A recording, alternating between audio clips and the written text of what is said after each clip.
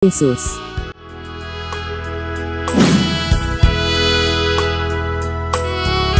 Kematian Yudas Iskariot merupakan bunuh diri setelah ia dipenuhi penyesalan, tapi bukan pertobatan karena telah mengkhianati Yesus. Matius dan Lukas dalam kitab Kisah Para Rasul keduanya membahas kematian Yudas, dan menyelaraskan secara detail. Matius mengajar bahwa Yudas mati dengan menggantung diri. Inilah rekamannya dalam Injil Matius, maka ia pun melemparkan uang perak itu ke dalam bait suci, lalu pergi dari situ dan menggantung diri. Imam-imam kepala mengambil uang perak itu dan berkata, "Tidak diperbolehkan memasukkan uang ini ke dalam peti persembahan, sebab ini uang darah." Sesudah berunding mereka membeli dengan uang itu tanah yang disebut tanah tukang periuk untuk dijadikan tempat pekuburan orang asing. Itulah sebabnya tanah itu sampai pada hari ini disebut tanah darah, yang ditulis pada Injil Matius 27 ayat 5 sampai ayat 8.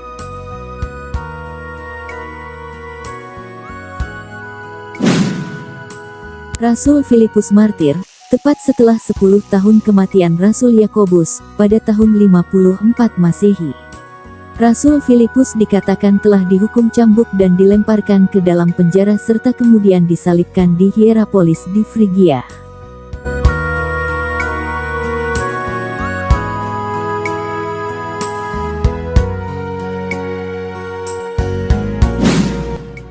Bartolomeus. Rasul Bartolomeus yang disebut juga sebagai Nathanael, ia menjadi misionaris di beberapa negara di Asia, antara lain ia memberikan kesaksian di Turki. Kemudian menerjemahkan Injil Matius ke dalam bahasa India Timur dan mengajarkannya di negara itu. Bangsa kafir dengan kejam memukuli dan menyalibkannya. Thomas. Rasul Thomas memberitakan Injil ke Persia, Partia, dan India. Di Kalamina, India, ia disiksa oleh orang kafir yang marah, tubuhnya ditusuk tombak dan dilemparkan ke dalam nyala api oven.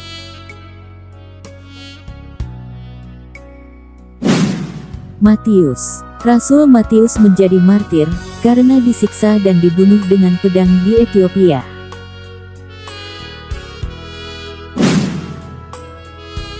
Yakobus anak Zebedes, kakak Rasul Yohanes. Rasul Yakobus adalah murid yang pertama dipanggil Yesus, ia dipenggal kepalanya di Yerusalem. Ia adalah rasul pertama yang menjadi martir dari antara 12 rasul. Ia dihukum mati sekitar tahun 44 Masehi atas perintah Raja Herodes Agripa pertama dari Yudea. Kemartirannya menjadi penggenapan dari hal yang diramalkan Yesus tentang ia dan saudaranya Yohanes. Penulis terkenal, Clemens Alexandrinus, menulis bahwa ketika Yakobus dibawa menuju tempat eksekusinya, keberaniannya yang luar biasa menimbulkan kesan yang mendalam pada satu orang yang menangkapnya sehingga ia jatuh bertelut di depan rasul itu, meminta ampun kepadanya, dan mengaku bahwa ia adalah orang Kristen juga.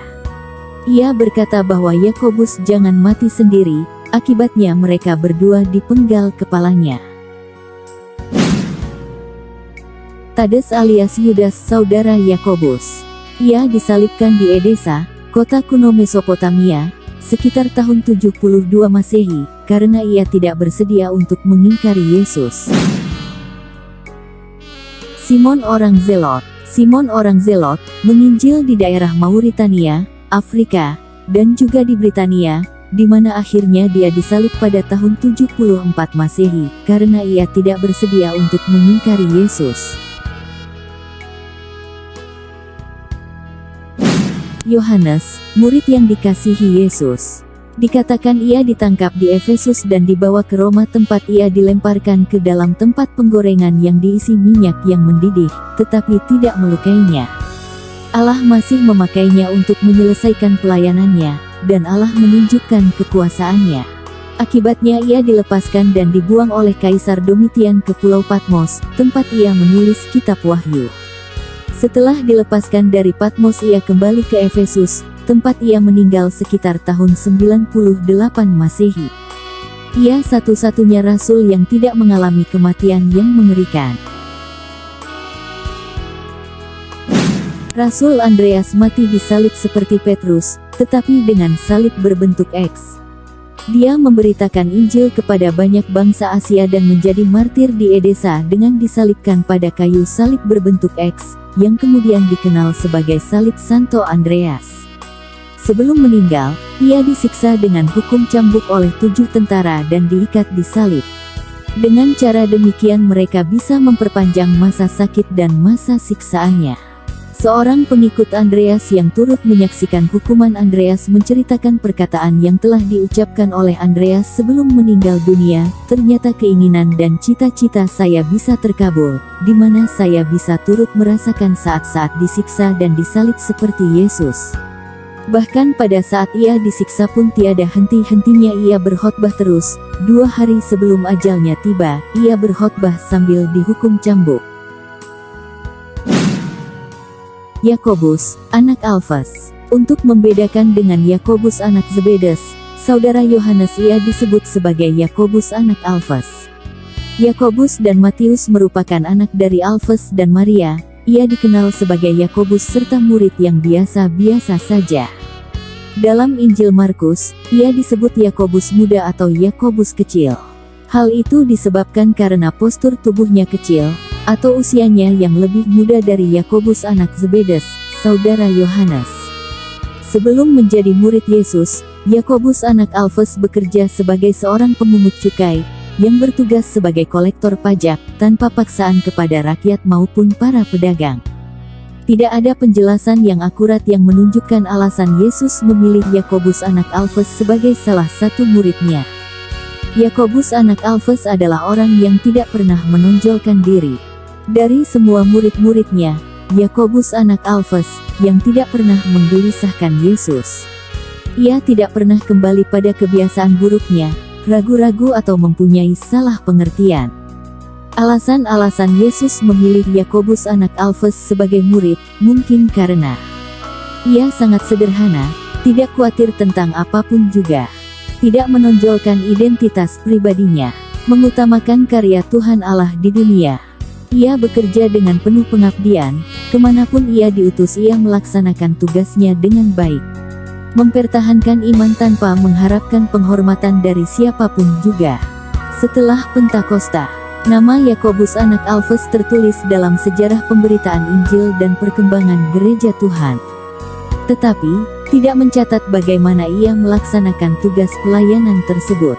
Yakobus anak Alfas menginjil sampai di Spanyol, Inggris dan Irlandia dan kemudian kembali ke Yerusalem. Akhir pelayanannya di Persia, dan mati terbunuh di tempat tersebut.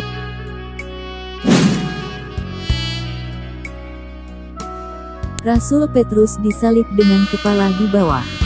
Satu-satunya kisah yang dimiliki tentang kemartiran Rasul Petrus berasal dari penulis Kristen awal, Hegesippus. Kisahnya mencakup penampakan Kristus yang ajaib. Ketika Petrus sudah tua, Kaisar Nero merencanakan untuk menghukum mati Petrus. Ketika murid-murid mendengarnya, mereka memohon kepada Petrus untuk melarikan diri dari kota itu, yang diyakini Roma, dan ia melakukannya. Namun, ketika ia sampai di pintu gerbang kota, ia melihat Kristus yang berjalan ke arahnya.